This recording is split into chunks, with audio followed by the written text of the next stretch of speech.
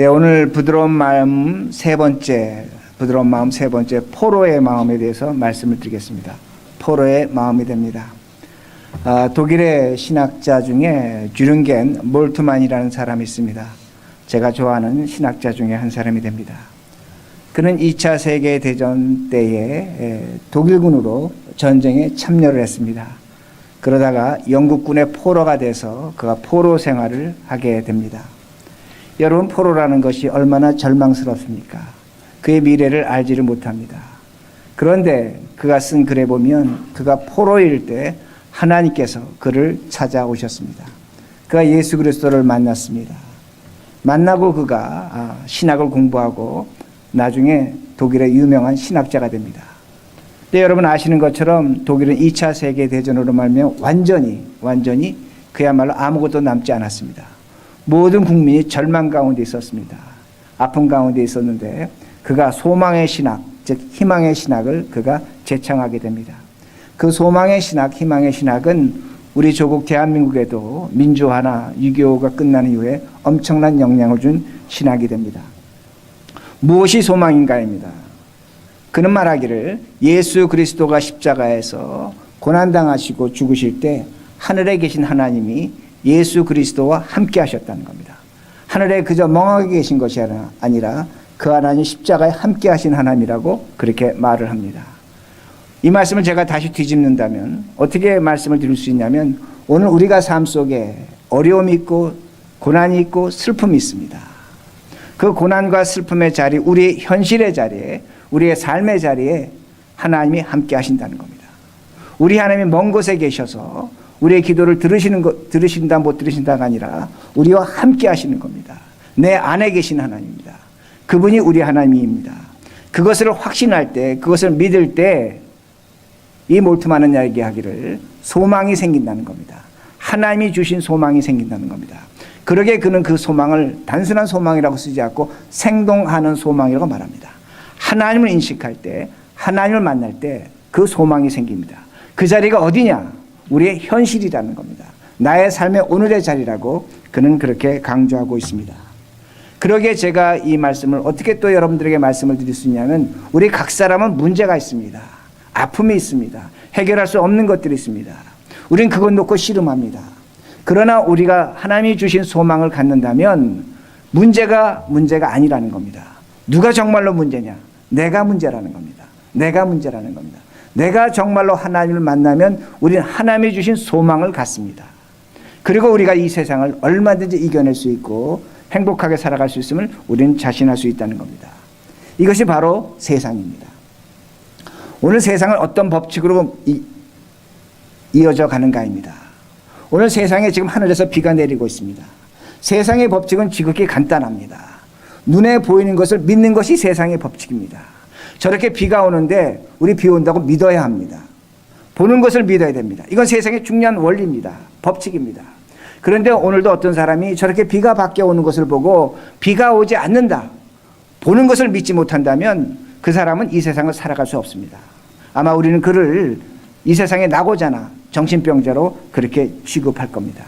세상의 진리는 하나입니다. 보는 것을 믿어야 됩니다. 아주 중요한 겁니다. 우리가 오늘 이 세상을 살아갈 때 중요한 법칙, 보여지는 걸 믿고 사는 것이 이 세상입니다.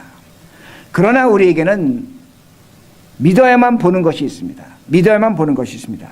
고린도후서 5장 6절 말씀을 보면 이렇게 말씀합니다. 그러므로 우리가 항상 담대하여 몸으로 있을 때는 주와 따로 있는 줄을 아노니. 바울은 뭐라고 얘기하냐면 우리가 이 세상에 있고 하나님은 예수 그리스도는 저 하늘에 계시기 때문에 올라가셨기 때문에 우린 예수와 분리되어 있다. 만날 수 없다.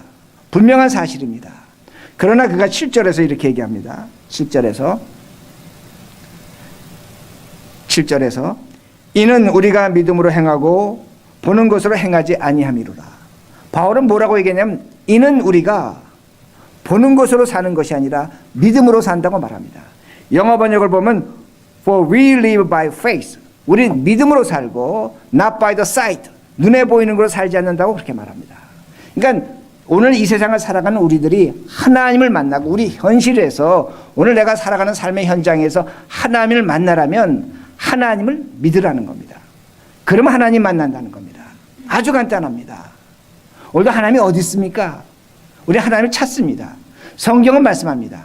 믿으라는 겁니다. 그러면 너가 보게 될 것이라고 그렇게 말합니다.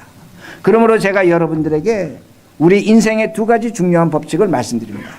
첫 번째는 뭐냐면 우리가 이 세상에 살아가는 법칙을 거스릴 수는 없습니다. 우리는 분명히 비가 오면 비가 온다고 믿어야 됩니다. 보는 것을 믿고 살아야 됩니다. 두 번째는 어떤 것이 있냐면 우리에게 주어진 특별한 은혜의 법칙인데 믿는 겁니다. 믿으면 하나님을 보는 겁니다. 아주 단순합니다. 하나님이 살아 계신다고 믿으면 하나님을 봅니다. 이걸 성경이 가르쳐 주는 겁니다. 복잡하지 않습니다. 어렵지 않습니다. 믿으시기 바랍니다. 하나님은 우리에게 보여주실 거라고 분명히 말씀하고 있습니다. 이 두 가지 마음을 갖는 것이 오늘 성경이 우리에게 가르쳐주는 살같이 부드러운 마음입니다. 살같이 부드러운 마음입니다. 여러분 다시 한번 생각해 보시기 바랍니다. 내가 정말로 살같이 부드러운 마음을 갖고 있다면 여러분에게 무엇이 문제가 있겠습니까? 여러분에게 아픔이 있습니까? 어려움이 있습니까? 저도 마찬가지입니다. 정말로 제 마음이 살같이 부드러워진다면 하나님이 우리를 찾아오셔서 하나님을 보여주시고 오늘도 내가 세상에서 제대로 살아간다면 우리는 이 세상 얼마든지 이겨냅니다. 문제는 뭐냐? 우리 마음속에 돌 같은 것을 제거하지 않았습니다. 그러게 성경은 가르쳐줍니다. 돌을 제거하고 그 자리에 살 같은 마음이 될 것이라고 분명히 말씀합니다. 그게 하나님이 주신 우리에게 소망입니다. 이 세상을 살아가는 희망이라는 말씀이 됩니다. 우리가 이것을 어떻게 얻을 것인가입니다. 우리 오늘 본문 에스겔서를 보면 여러분 에스겔서를 보시면 굉장히 흥미로운 부분이 있습니다. 1장에서 3장은 하나님의 형상을 설명하는 겁니다. 제가 알기로는 성경에서 하나님의 하나님 되심을 구체적으로 성경한 것은 유일하게 에스겔서입니다. 아주 길게 잘 설명을 했습니다. 근데 에스겔서 1장 20절에 이런 말씀이 있습니다. 1장 20절 제가 읽습니다. 영이 어떤 쪽으로 가면 생물들도 영이 가려 하는 곳으로 가고 바퀴들도 그 곁에서 들리니 이는 생물의 영이 그 바퀴들 가운데 있음이로라. 자, 이 말씀은 어떤 말씀이 되냐면 하나님이 이동을 하시는데 하나님이 이동하실 때 바퀴를 이용한다는 겁니다. 마치 무엇과 같으냐면 우리 자동차 그 바퀴가 굴러가면서 우리가 어떤 목적지로 가는 것처럼 하나님이 바퀴를 사용하신다는 겁니다. 하나님이 그렇게 바퀴를 이용하신다는 겁니다. 그런데 에스겔서 5장 22절을 보시기 바랍니다. 오늘 본문의 22절입니다. 5장 22절. 그때 그룹들이 날개를 드는데 바퀴도 그 곁에 있고 이스라엘 하나님의 영광도 그 위에 덮였더니. 자, 이 말씀 뭐냐면 오늘 본문에 나오는 말씀인데 하나님이 이동을 하시는데 그 바퀴에 그룹이 있는 겁니다. 천사들이 있는 겁니다. 그런데 하나님의 날개가 올라가면서 바퀴가 굴러가는 겁니다. 그리고 하나님이 이동하셨습니다. 어디로 이동하셨냐? 23절. 여호와의 영광이 성읍 가운데로부터 올라가 성읍 동쪽 산에 머무르고. 자, 하나님이 마치 부흥하고 올라가시더니 바퀴가 또 날개가 굴러가면서 올라가시더니 예루살렘 동쪽 산에 머무셨다고 그렇게 말씀합니다. 자, 제가 지금부터 이렇게 말씀하시는 걸 좀 인내하시고 들으셔야 합니다. 여러분 지금 하나님이 바퀴를 타고 굴러가셨어요. 그 부흥하고 올라가셨어요. 그리고 예루살렘 동쪽 산에 옮기셨습니다. 이거 믿는 것이 쉽습니까? 어렵습니까? 이게 뭐지? 우리 그렇게 생각해야 됩니다. 여러분 에스겔서 1장에서 3장을 읽어보고 어떤 사람들은 우주선이라고 그럽니다. 여러분 집에 가서 한번 읽어보세요. 정말 우주선하고 비슷해요. 우주선이라고 말합니다. 우리도 이런 말씀을 믿을 수 있는가입니다. 이걸 질문해 봐야 된다는 겁니다. 왜냐하면 이런 기적은 다른 종교와 신화에도 나타납니다. 여러분 우리 기독교가 갖고 있는 하나님의 창조가 있고 홍해가 갈라지고 죽은 사가 살아나고 오늘 성경의 본문처럼 하나님이 바퀴를 타고 날개를 타고 우웅하고 올라가셨습니다. 여러분 이런 얘기는 세상의 종교에도 있습니다. 신화에 있습니다. 우리 단군 신화 보면 곰이 뭘 먹어서 마늘을 먹어서 웅녀가 됐습니다. 우리 신화로 믿습니다. 여러분 또 보면 제가 며칠 전에 신문에서 봤는데 저 서울에 가면 우리 조국에 가면 만호사라는 절이 있다고 합니다. 절 이름이 만호사예요. 만 개의 물고기가 있는 절인데 산에 있는 절입니다.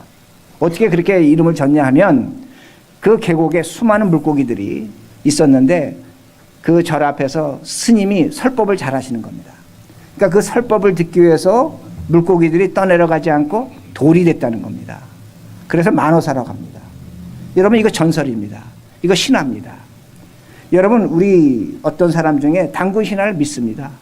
그러기에 우리는 곰의 자손이다 그렇게 말합니다. 그렇게 말합니다. 여러분, 만호사에 다니는 불교 신자는 어떻게 생각하냐면 이 그 절에 들어갈 때마다 그 계곡에 있는 수많은 돌들을 보면서 이 돌들은 과거에 물고기였어. 근데 어느 스님의 설법을 듣기 위해서 이 돌들이 물고기가 된 거야. 그렇게 믿습니다. 그렇게 믿습니다.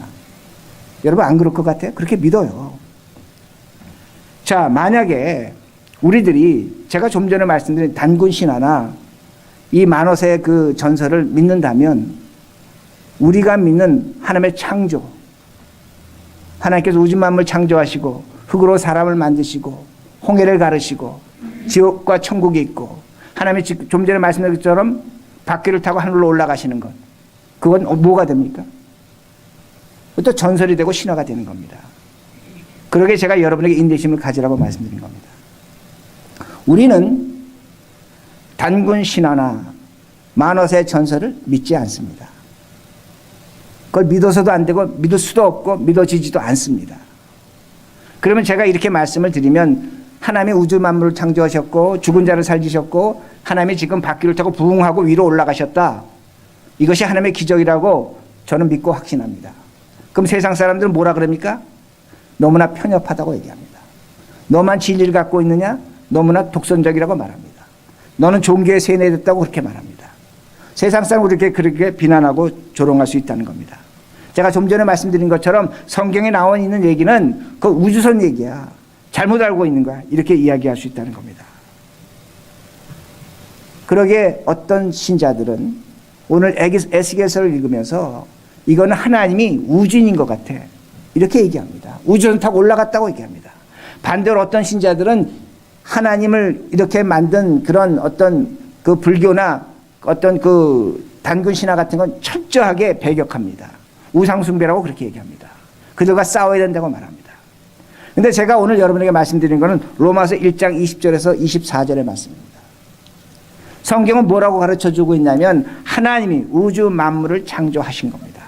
하나님의 능력과 신성이 거기에 우주 만물 속에 있다는 겁니다. 그걸 아무도 없다고 핑계할 수 없다는 겁니다. 그러나 다만 어떤 사람들이 자신의 욕심과 자신의 정욕과 자신의 어리석음에 빠져서 신화를 만들고 우상을 만들고 그런 일을 했다는 겁니다. 근데 성경은 뭐라고 가르쳐 주냐면 24절 하나님이 허락하신 일이라고 말씀하는 겁니다. 이게 굉장히 중요한 겁니다. 하나님이 허락하셨기에 이 땅에 우상이 있고 신화가 있고 설화가 있다고 분명히 가르쳐 줍니다. 그러므로 우리가 타종교가 갖고 있는 어떤 신화나 설화나 단군 신화 갖고 싸울 이유 하나도 없다는 겁니다. 싸우는 건 하나님의 뜻이 아니라는 겁니다.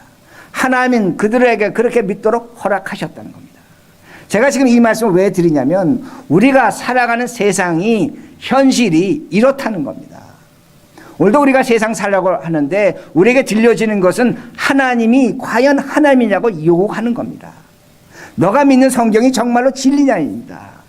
하나님을 믿으면 하나님 만난다고 하는데 정말로 그것이 맞느냐고 우리에게 도전하고 있습니다. 왜냐하면 다른 종교도 있고 다른 신화도 있고 다른 설화도 있기 때문입니다. 그러나 제가 말씀드립니다. 제가 목사이기 때문에 말씀드리는 것이 아니라 오늘 성경 우리에게 분명히 말씀하는 게 뭐냐면 하나님을 찾으라는 겁니다. 믿으라는 겁니다. 하나님을 만나주시겠다고 말합니다. 그러면 하나님을 어디서 만나는가입니다. 어디서 만나는가. 오늘날 우리에게 교인들에게 가장 큰 고질병은 하나님을 교회에 와서 만나려고 합니다. 물론 교회에서 하나님 당연히 만나셔야 됩니다. 그러나 우리가 하나님을 만나는 장소가 있는데 교회도 하나님 만나는 거지만 여러분의 일상의 삶입니다. 월요일부터 토요일까지 우리가 하나님을 만날 수 있다는 겁니다. 세상에서 우리의 현실에서 우리의 살아가는 자리에서 하나님을 만나야 된다는 겁니다. 그리고 24절입니다. 주의 영이 나를 들어 하나님의 영의 환상 중에 데리고 갈대아에 있는 사로잡힌 자 중에 이르시더니 내가 본 환상이 나를 떠나 올라간지라. 자, 이 말씀 뭐냐면 하나님이 부흥하고 올라가셨습니다. 예루살렘 동편에 가셨습니다. 그리고 그 하나님이 이동을 하셨는데 어디로 이동하시냐면 바벨론 포로들이 있는 곳으로 이동을 하셨습니다. 그리고 아주 중요한 말씀이 나오는데 24절에 내가 본 환상이 나를 떠나 올라간지라. 이 말씀 뭐냐면 그동안 에스겔이 봤던 한 환상, 기적, 이 모든 걸 싸그리 잊어버렸다는 겁니다. 기억하지 못한다는 겁니다. 그리고 25절 보시면 그것이 더 정확합니다. 25절 내가 사로잡힌 자에게 여호와께서 내게 보이신 모든 일을 말하니라. 에스겔이 하나님의 신비와 기적과 환상과 능력을 경험했는데 하나님이 그걸 거두어 가셨습니다. 거두어 가시고 에스겔 입술에 뭐만 줬냐면 말씀만 주신 겁니다. 말씀만 주신 겁니다. 여러분, 이 표현은 에스겔에서 여러 차례 등장하는 독특한 표현이 됩니다. 하나님이 기적과 능력을 보여주시고 신비한 걸 보여주셨는데 이제 에스겔에게 그걸 다 거둬 가시고 봤던 말씀만 주셨다는 말씀이 됩니다. 제가 이렇게 설명합니다. 기독교는 말씀의 종교입니다. 계시의 종교입니다. 이게 기독교의 아주 특징입니다. 자, 하나님께서는 오늘도 성령을 통해서 우리가 살아가는 이 세상 2019년 1월 20일에 많은 역사와 사건을 통해서 계시하십니다. 저 밖에 비가 오는 것 하나님의 계시입니다. 우리가 어떤 사건, 사고 듣는 것 하나님의 계시입니다. 이걸 일반 계시라고 그렇게 말합니다. 이 일반 계시는 하나님을 믿거나 하나님을 믿지 않거나 불교 신자나 모든 사람에게 공평하게 주어지는 겁니다. 이게 일반 계시입니다. 굉장히 중요한 계시가 됩니다. 두 번째, 하나님께서는 우리에게만 하나님을 믿는 자에게 성경을 통해서 성령을 통해서 우리에게 말씀하십니다. 이걸 특별 계시라고 그렇게 말씀합니다. 우리에게만 주시는 겁니다. 이 특별 계시는 어디서 나타나냐면 교회에서 나타나는 겁니다. 여러분 집에서 성경 읽을 때 하나님 말씀을 가까이 할 때 말씀이 들려질 때 하나님의 특별 계시가 나타나는 겁니다. 그러므로 제가 다시 정리한다면 우린 두 가지 계시를 갖고 사는 겁니다. 하나님은 세상에 살아가는 일반 계시, 다른 하나는 우리에게만 주어진 특별 계시, 두 가지로 살아간다는 말씀이 됩니다. 그런데 고린도전서 13장에서 12절을 보면 하나님이 계시되는데 말씀이 나타나는데 이렇게 성경을 설명합니다. 어떻게 설명하냐면 우리가 지금 하나님을 아는 것이 마치 구리거울, 여러분 구리거울 보셨죠? 이렇게 쇠로 된 거울입니다. 그것과 같이 희미하다는 겁니다. 그러나 예수 그리스도가 오실 때는 우리가 얼굴과 얼굴을 보는 것처럼 정확하다, 그렇게 말씀합니다. 또 뭐라고 말씀하냐면 우리가 지금 하나님을 아는데 부분적으로 안다는 겁니다. 그러나 예수 그리스도가 오실 때에 우린 그 하나님을, 그 예수를 온전히 안다고 그렇게 말씀합니다. 제가 좀 전에 여러분들에게 하나님께서 우리에게 계시의 말씀을 주신다고 했는데 그 계시는 점진적인 겁니다.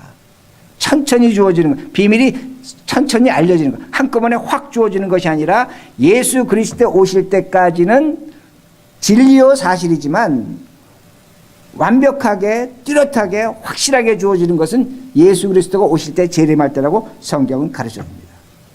그러면 우리가 질문해야 됩니다. 그러면 오늘 우리가 살아가는 이 일반 속에서, 현실 속에서 하나님이 어떻게 계시됩니까? 어떻게 나타납니까? 제가 좀 전에 말씀드린 것처럼 구리거울로 보는 것 같습니다.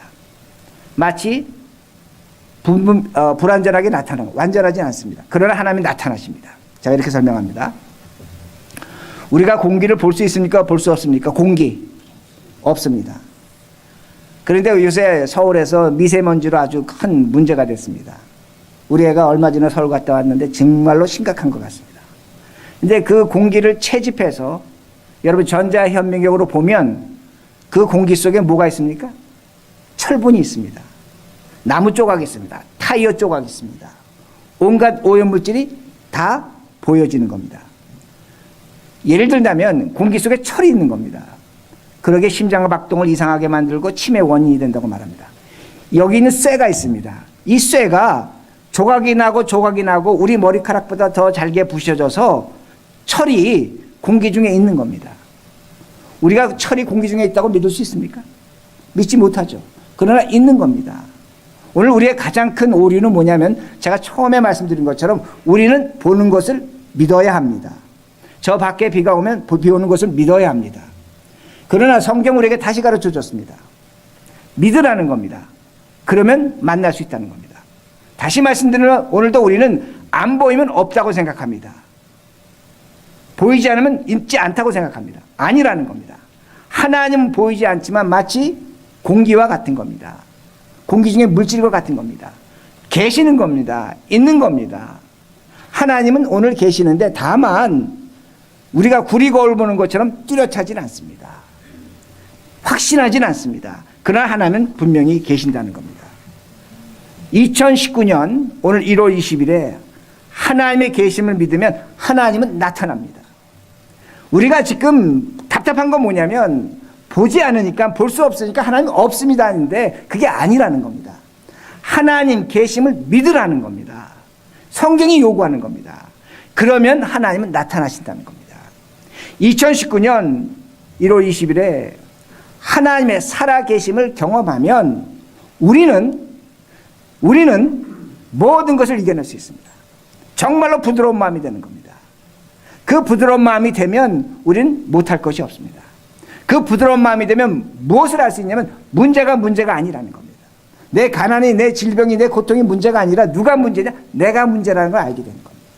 그러기에 회개가 등장하는 겁니다. 오늘 우리가 하나님을 만나야 됩니다. 그런데 제가 다시 강조드리지만 우리는 자꾸만 하나님을 어디서 만나려고 하냐면 교회 와서 만나려고 합니다. 물론 오늘 설교를 통해서 하나님 만나셔야 합니다. 분명한 사실입니다. 그러나 여러분들이 하나님을 어디서 만나셔야 되냐면 여러분의 현실, 여러분이 운전할 때, 여러분이 밥할 때, 여러분이 집에 있을 때, 여러분이 일터에서, 가정에서 하나님을 만나셔야 합니다.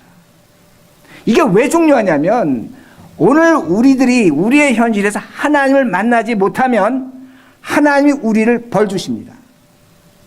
아마 여러분 처음 들을 겁니다. 오늘 성경이 분명히 답을 줍니다. 오늘도 우리들이 우리 현실 속에서 하나님을 만나지 못하면 우리 하나님은 우리가 우상으로 만드는 겁니다. 아주 무서운 말씀입니다.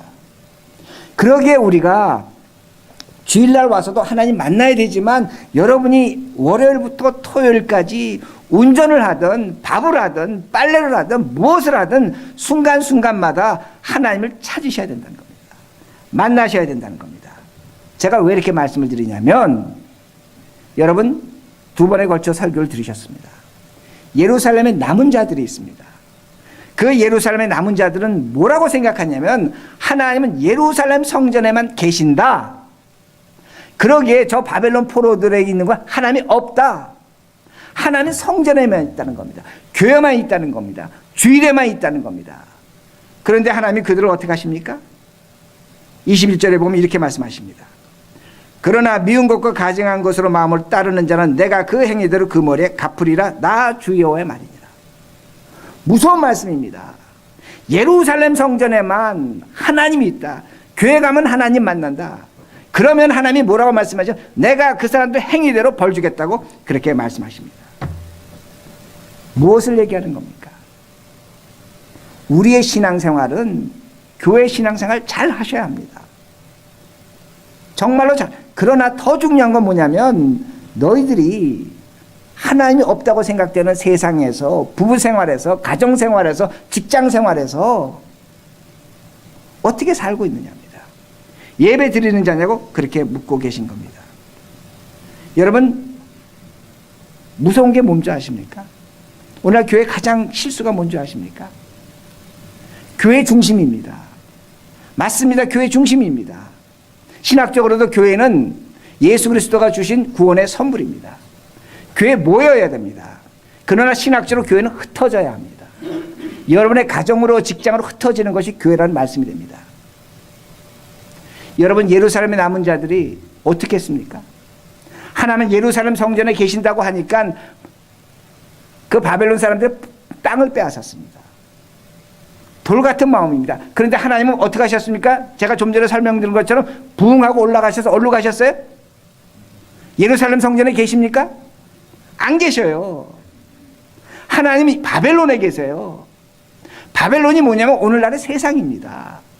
하나님이 없는 것 같은 현실이에요. 하나님은 거기 계시는 거예요. 하나님은 거기서 우리를 기다리십니다. 그러기에 하나님께서 바벨론에 가 계시기 때문에 예루살렘 남은 자들에게 뭐라고 말씀하면 너희들이 지금 우상을 섬기고 있다고 말씀합니다. 거긴 하나님이 아니라고 말씀합니다. 그러기에 오늘 여러분 삶 속에 얼마나 안타까운 일이 있습니까? 얼마나 큰 고민이 있습니까? 얼마나 힘든 일이 있습니까? 여러분이 그거 갖고 죽고 사네 하지 않습니까? 우리를 죽일 것 같은 일이 있습니다.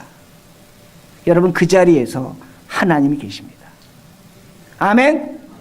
하나님은 어디 계시냐? 내가 울고 눈물 치고 땅을 치고 정말로 죽을 것 같고 끝장나는 내 인생, 벼랑 끝에 선 내 인생, 누구도 나를 도와주지 않고 누가 나를 밀면 천길만길 떨어질 것 같은 그 자리에 하나님은 계시는 겁니다.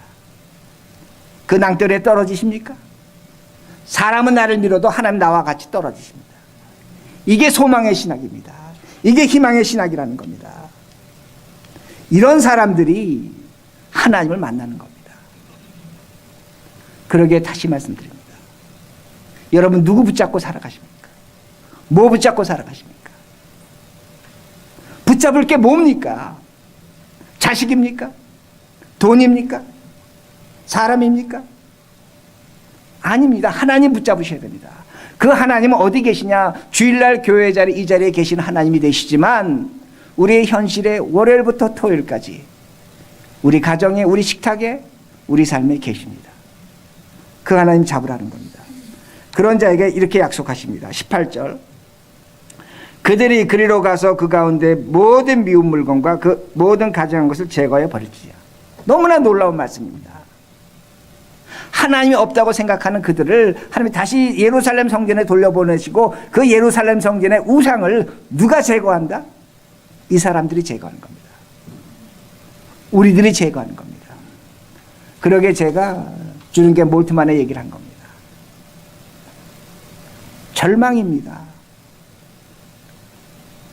슬픔입니다.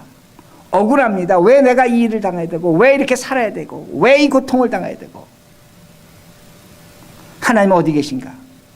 아닙니다. 하나님은 거기 계십니다. 여러분의 삶 월요일부터 토요일까지 그 자리에 계십니다. 그 하나님 찾으시기 바랍니다. 그 하나님 믿으시기 바랍니다. 오늘 성경은 약속합니다. 내가 나타나겠다는 겁니다. 내가 도와주겠다는 겁니다. 함께 하시겠다고 분명히 말씀하십니다. 이런 하나님을 믿으시는 우리 모두가 되기를 간절히 바랍니다.